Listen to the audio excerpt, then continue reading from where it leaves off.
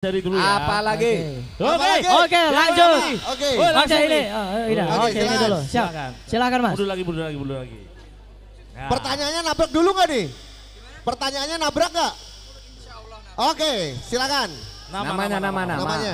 Oke, terima kasih atas kesempatan yang diberikan. Perkenalkan, nama saya Parjio.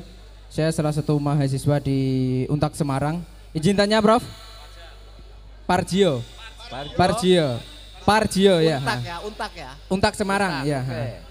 Oke. Parjiru loh, Mas. Enggak apa-apa. Oke, izin tanya mengenai statement Prof Mahfud di mana kalau tidak salah jenengan berkomentar bahwa ketika nanti menjadi cawapres, ketika menjadi wakil presiden akan meminta izin Pak Ganjar mengenai concern ke bidang politik hukum dan HAM, kan demikian. Kemudian yang izin saya tanyakan, upaya konkret apa yang dapat Prof janjikan atau gagasan Prof apa yang bisa sampaikan kepada masyarakat mengenai hal tersebut? Karena apa? Karena kemarin kita lihat sendiri di masalah mengenai sidang di rapat dengar pendapat dengan DPR ada yang masalah tindak pidana pencucian uang. Oh, ini disabotase enggak ini? Lah ya, nanti disabotase ini. Oke, mengenai TPPU itu kan salah satu kader partai pendukung jenengan dan juga ketua Komisi 3 kalau tidak salah itu kan bilang menyampaikan bahwa kebijakan itu ditanyakan ke partai politik, artinya kan loh, dan sejauh ini partai pengusungnya jenengan itu termasuk mayoritas di dalam partai politik itu sendiri, artinya bagaimana upaya konkret jenengan, karena kan itu agak menurut saya itu agak bisa enggak gitu, karena kan sejauh ini pendukung jenengan ya yang masih berkuasa saat ini, itu yang pertama. Kemudian yang kedua, upaya konkret mengenai penyelesaian HAM, karena itu kan setiap 5 tahunan terus, sedangkan kembali lagi concern di Menkumham itu kan kalau tidak salah juga salah satu kader partai pendukung jenengan, mengapa tidak desak presiden selaku tertinggi untuk menyelesaikan hal tersebut.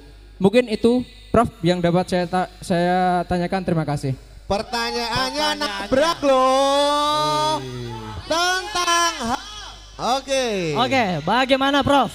Silakan Prof. Kasih paham, Prof. Hebat mahasiswa Untak. Wih. Pargio.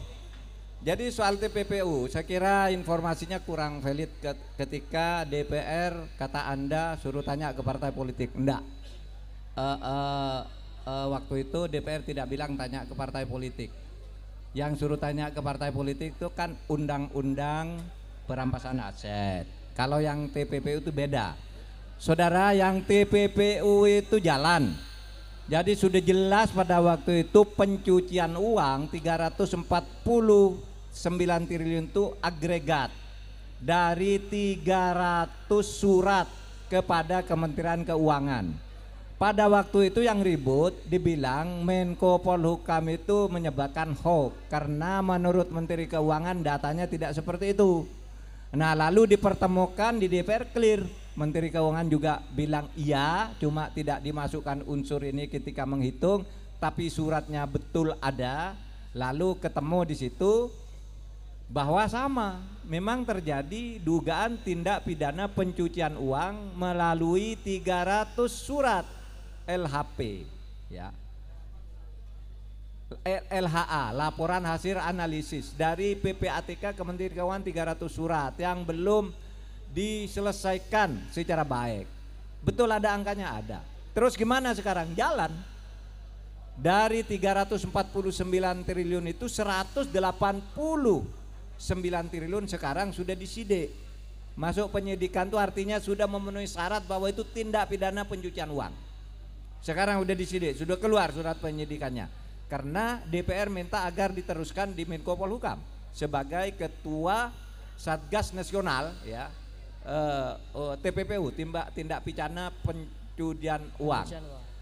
Nah, itu yang sekarang lakukan, yang sudah dihukum kan udah banyak. Karena itu melalui 300 surat, tidak satu paket 349 miliar, itu 300 surat loh. Nah, yang sudah diselasukan misalnya Rafael Alun yang minggu lalu udah divonis 14 tahun penjara. Ada Angin Prayitno, ada kepala Bea Cukai Jogja, ada kepala Bea Cukai Makassar dan lain-lain, sudah banyak yang ditindak dari kasus itu. Jadi jangan bilang itu tidak jalan, jalan. gitu. Hei, artinya sudah ditabrak ya Prof ya? Banyak yang sudah ditabrak dan banyak yang sudah disel. Ya, banyak sudah ditabrak, banyak sudah disel, ditangani polisi, ditangani kejaksaan, ditangani KPK, ditangani Dirjen Bea Cukai sendiri, udah jalan, udah sekarang sudah mulai membagus dalam kasus ini. Nah, kemudian yang kedua, penyelesaian HAM berat.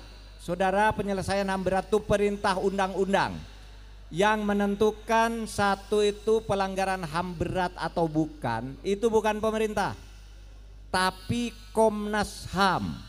Oleh sebab itu sejauh Komnas HAM tidak bilang bahwa itu pelanggaran HAM berat, ya pemerintah tidak boleh melakukan tindakan karena undang-undangnya mengatakan itu adalah Komnas HAM. Nah, Komnas HAM itu merekomendasikan belasan kasus yang dianggap pelanggaran HAM berat sejak zaman dulu kala. Sejak tahun 65 anggapannya. Nah, itu sebagian dari situ sudah mulai diselesaikan, tapi ada beberapa yang bukti-buktinya sudah tidak ada. Misalnya terjadi tahun 65, pelakunya siapa? Kan kalau hukum pidana itu harus ada orangnya, pelakunya siapa? Kemudian korbannya siapa? Betul enggak pelakunya itu menggunakan senjata apa? Kan gitu. Nah, itu kemudian bolak-balik antara Kejaksaan Agung dan Komnas HAM, sehingga kita katakan yang akan datang, kita kembalikan ini ke DPR dulu, mau diselesaikan secara apa ini? Karena dari sudut hukum acara di Kejaksaan Agung, apa yang ditemukan oleh Komnas HAM itu tidak bisa dibuktikan karena kita sudah ngajukan juga dibebaskan oleh pengadilan, 34 orang bebas yang sudah diajukan tuh karena tidak bisa membuktikan, bukan karena peristiwanya tidak terjadi. Peristiwanya terjadi tapi buktinya tidak ada. Karena sudah lama, karena kehilangan jejak, sehingga Kejaksaan Agung tuh kalau ngajukan gini terus sudah tahu kalah kok diterus-teruskan kan malu kita. Nah, kita sekarang mengambil dua langkah. Satu, jalur pengadilan masih akan dibuka dan kita akan meminta DPR mengambil keputusan tentang cara pembuktian yang lebih mudah agar diatur DPR. Setuju dong, Bang. Nah, sementara ini saya mempunyai instruksi presiden yang diberikan kepada saya untuk menyelesaikan kasus yang di luar pengadilan, tapi memang untuk pengadilan harus jalan. Yang di luar pengadilan itu siapa? Korbannya. Kalau ke pengadilan itu kan pelakunya yang dicari. Sementara korbannya ini dibiarkan terkatung-katung. Seperti Mahid, mahasiswa ikatan dinas di luar negeri. Itu mereka tidak terlibat PKI, tidak terlibat apapun. Tapi karena waktu itu disekolahkan oleh Bung Karno lalu tidak boleh pulang. Nah, ini kita susul ke luar negeri. Pulang kamu. Kamu adalah warga negara. Itu yang kita lakukan sekarang. Yang korban di Aceh. Yang korban di Aceh kita kasih. Kamu dulu kena apa? Oh, Kak, kena peristiwa ini pelanggaran HAM oleh tentara. Oke. Sekarang apa yang kamu butuhkan? Pak, saya minta rehabilitasi, minta 2 sapi. Kasih 2 sapi. Rumah saya rusak, kasih rumah. Mau minta masjid, kasih masjid. Jadi saudara, jangan salah juga berpikir bahwa ini PP HAM yang dipimpin penyelesaian kasus mah lalu itu hanya untuk menghidupkan PKI, tidak ada urusannya. Ini anak sekolah di luar negeri, kemudian yang di Aceh itu justru Islam kan korbannya, bukan PKI, itu Islam dan itu yang dimulai lebih dulu, peluncurannya dari sana.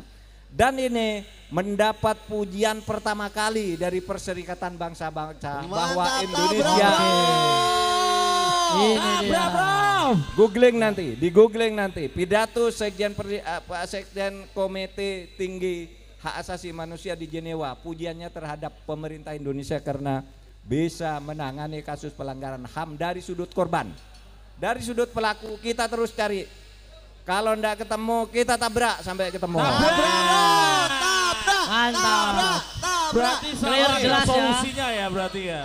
Oke. Prof, silakan minum dulu, Prof. Ya. Kita melihat nih Mas Tio. Pertanyaannya Ya. lebih spesifik nih. Iya. Oke. Bagaimana kaitannya dengan pelanggaran HAM di tahun 98, Prof? Oke, bagaimana Prof? Itu yang ditunggu-tunggu itu pasti itu. Siapa ya? Yang tanya kamu apa sana? Oh, pertanyaannya ini. Iya. Nah, ini dulu Prof. Kasus 98 itu terjadi pelanggaran HAM berat dalam 3 kasus. Setuju. Ya, dalam 3 kasus. Catat. Nah, sekarang ini masih terus berproses untuk dicari pembuktiannya. Sebagian sudah diadili, kan sebagian sudah ada yang dihukum kan? Ya. Iya kan, sudah ada yang dihukum. Ada yang dibebaskan itu sesudah dihukum, yang juga termasuk dalam kasus sekitar 98 jajak pendapat di Jawa Timur itu kita sudah ngajukan pelaku kejahatannya dihukum tapi tiba-tiba di PK dibebaskan lagi oleh Mahkamah Agung dan seterusnya. Jadi kita akan terus mencatat ini, ingin memastikan ketika ini masuk ke pengadilan tidak buang-buang waktu, dibebaskan lagi oleh Mahkamah Agung karena buktinya tidak ada, bukan peristiwanya tidak ada, buktinya tidak ada. Karena kalau saya katakan saya membunuh si A, orang yakin saya membunuh, tapi harus jelas membunuhnya dengan apa. Bukti kalau menggunakan pedang, pedangnya mana? Ditusuk dari belakang ada di depan, itu harus jelas. Nah, pembuktian gitu tuh penting di dalam hukum dan itu yang sekarang sulit bagi pelanggaran HAM berat itu karena peristiwanya udah lewat. Kadangkala juga korbannya dipendem di tanah dengan semen, kita tidak tahu di mana tempatnya, bagaimana melakukannya. Nah, itu yang sekarang jadi problem di dalam hukum pelanggaran HAM berat kita, sehingga kita nanti berpikir mau mencari jalan yang lebih praktis. Pembuktian itu tidak usah bertele-tele lah, ada kebijakan apa enggak? Gitu kan, kebijakannya ada karena pelanggaran HAM berat itu artinya kebijakan oleh pejabat resmi. Gitu? Oke, yuk. Oke.